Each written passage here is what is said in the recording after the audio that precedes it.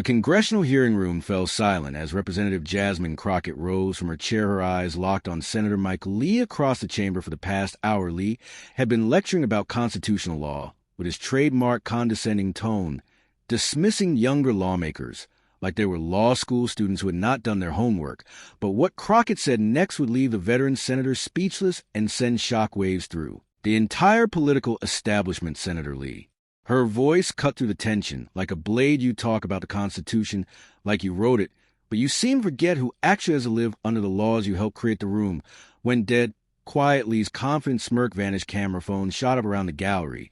This was not going to be just another boring committee hearing. This was about to become the political moment that would define both their careers. The tension in that room was electric. You could feel it even through the screen. Crockett had just thrown down the gauntlet to one of the Senate's most experienced constitutional scholars, and everyone knew this was about to get intense. And understand why this moment was so explosive, you need to know exactly who these two political powerhouses are and why their clash represented something much bigger than just a committee disagreement. Mike Lee had walked into that hearing room with the confidence of someone who had been playing this game for over a decade. At 52, the Utah senator had built his entire political identity around being a constitutional expert, a Harvard Law School graduate, a former clerk to Justice Samuel Alito, and author of multiple books on constitutional interpretation. Lee was not just any senator.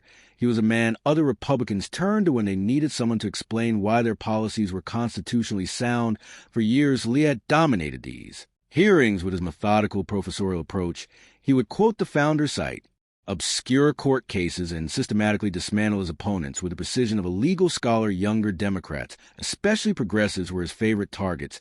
He would talk down to them, question their understanding of basic constitutional principles, and often leave them fumbling for responses. Lee represented the old guard, experienced, credentialed, and absolutely convinced that his years of study gave him the moral and intellectual authority to lecture anyone who disagreed with him. He had walked into this hearing expecting another easy victory over what he probably saw as an inexperienced freshman representative who was in way over her head. But Jasmine Crockett was nothing like what Lee expected. The 43-year-old Texas representative had only been in Congress for 2 years, but she had already made a name for herself as someone who did not back down from fights with seasoned politicians. Before Congress, she had been a civil rights attorney and Texas state legislator, spending her career fighting for people without powerful voices in Washington. Crockett was not just another politician reading from talking points.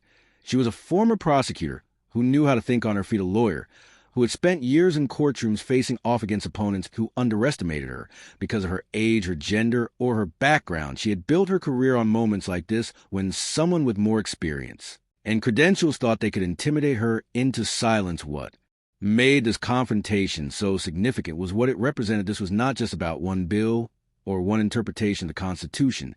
This was about generational change in American politics. Lee embodied the establishment, the idea that credentials and authority automatically commanded respect. Crockett represented the new wave politicians who believed that lived experience fighting for real people and refusing to be intimidated mattered more than degrees or decades in office. The hearing was officially about voting rights legislation, but everyone knew it was really about power. Lee had been dismantling Democratic witnesses all morning, using his expertise to make them look unprepared. If he succeeded in doing the same to Crockett, it would cement the idea that the new generation of progressive Democrats were all show and no substance. But if Crockett could stand her ground or even turn the tables, it would send a message that the old rules no longer applied. The tension in the hearing room was unbearable. This was not just a policy debate. It was about the soul of American political discourse, and the nation was about to witness either Crockett's destruction or Lee's most humiliating defeat in years. The first sign that this was not going to be a typical hearing came when Lee opened a questioning with his signature, moved the constitutional lecture disguised as a question. Representative Crockett, he began, adjusting his glasses and speaking in that slow, deliberate tone that suggested he was about to educate. Lee leaned forward in his chair, addressing Representative Jasmine Crockett with the tone of a teacher correcting a student. He said he had reviewed her statements on voting rights legislation and found them troubling because they revealed fundamental misunderstandings of constitutional law. The room grew tense as it became clear he was not asking a question, but delivering a verdict. Democratic staffers shifted uneasily. This was Lee's signature move, questioning not just policies, but the very competence of those before him. He opened a thick binder and reminded everyone that the Constitution limited federal power in elections through the 10th Amendment. He suggested that as a relatively new member of Congress, Crockett might not be familiar with the extensive case law, and that her legislation contradicted constitutional principles. His condescension was palpable with one statement. He had cast himself as the authority, questioned Crockett's competence, and framed her position as ignorance. Republican staffers prepared to clip the exchange for social media. Another Lee masterclass, they thought. But Crockett did not flinch. She leaned forward, eyes sharp, and told Lee she appreciated his concern for her constitutional education, but suggested they first discuss the Constitution as it was written rather than the one he seemed to imagine. For the first time, Lee's composure faltered, his eyes tightening. He escalated by quoting Madison from Federalist 40:5, arguing that state powers were numerous and federal powers few.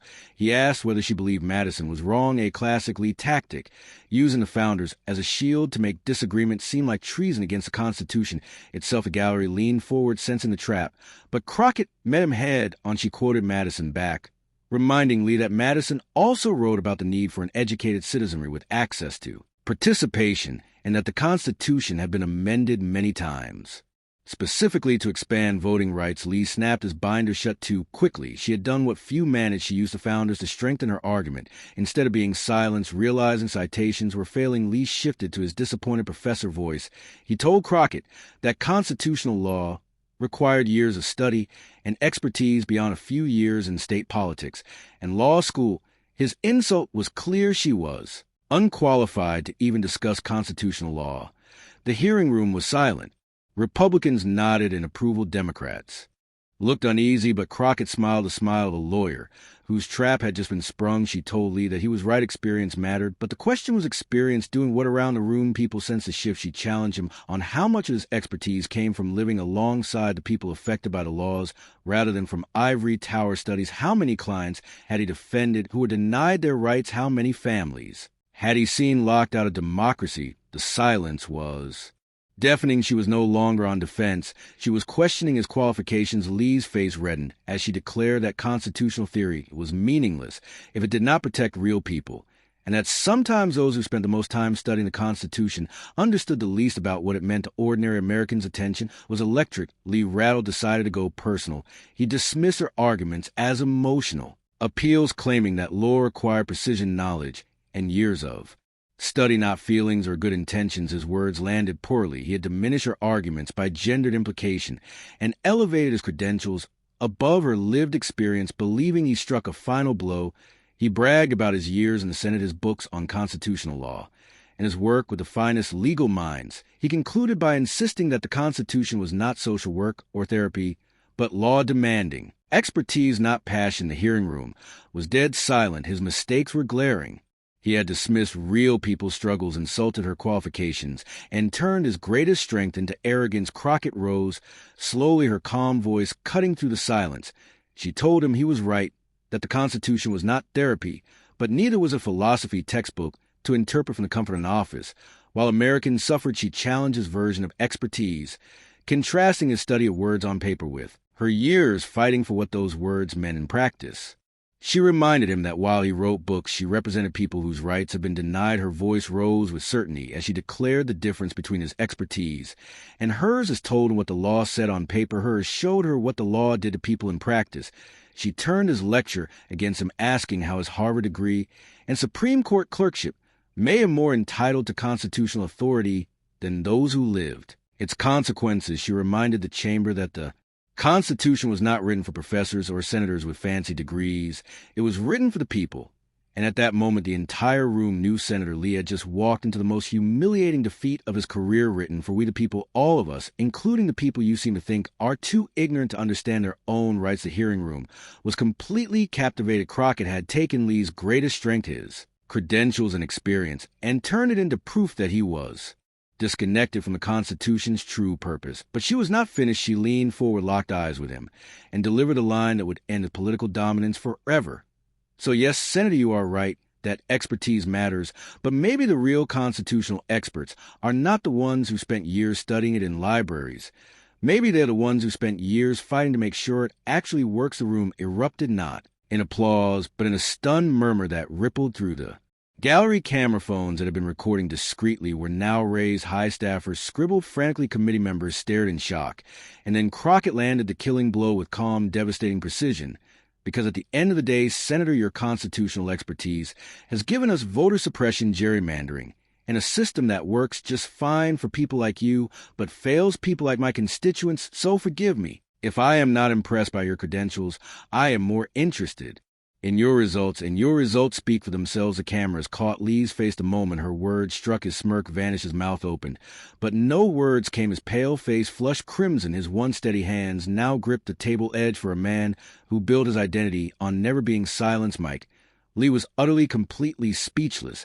He tried to recover stammering fragments. Representative, that is not the Constitution, clearly states, but the words tumbled out broken, without his usual commanding flow. The professor, who had spent the morning lecturing about constitutional law, could not form a coherent response to a freshman representative who had just dismantled his worldview. The reactions around the room told the story. Democrats fought to hide their amazement, some exchanging glances that seemed to ask, did that really just happen? Republicans looked like they had watched their star quarterback crushed by an unknown underdog. The committee chair, sensing the collapse of order, tried to move things along, suggesting they proceed to the next line of questioning. But Lee, desperate to salvage his dignity, made one last fatal attempt. Representative Crockett, I think you are mischaracterizing my position.